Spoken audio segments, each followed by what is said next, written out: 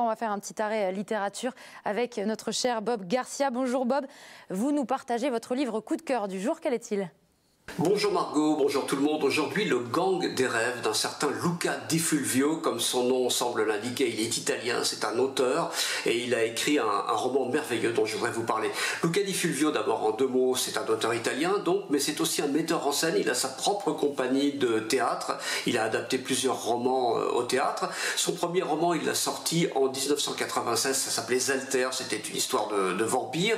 Puis il en a écrit d'autres. En 2000, il a écrit L'Empire qui a été adapté au cinéma, et en 2008 il a écrit donc ce fameux Gang des rêves qui a fait un carton. Il a été vendu à 1 million d'exemplaires en Allemagne, il a fait un carton en Italie aussi bien entendu. Il a été traduit et diffusé en France à travers la maison d'édition Slatkin et compagnie, dont j'ai déjà parlé ici, excellente petite maison d'édition.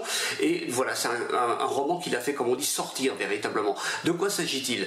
On est à New York dans les années 20 et là il y a une très jeune femme qui s'appelle Seta Luminetti qui arrive, qui est une immigrée et qui rêve du fameux rêve américain, qui se dit de toute façon ça peut pas être pire que ce qu'elle a vécu dans son enfance, la misère, le dénuement, la faim, etc.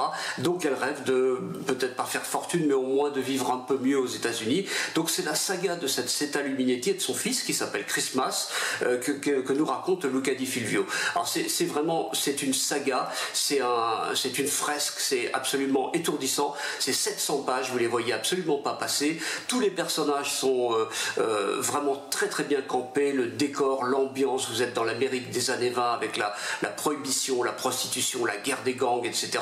Et Seta Luminetti, la pauvre petite Seta Luminetti, elle essaye de surnager dans tout ça. Voilà, c'est étourdissant, c'est éblouissant. Pour moi, Luca Di Fulvio, c'est le Ken Follett à venir italien, le Ken Follett italien. Et je vous en reparlerai encore dans cette petite rubrique. Voilà, bonne lecture.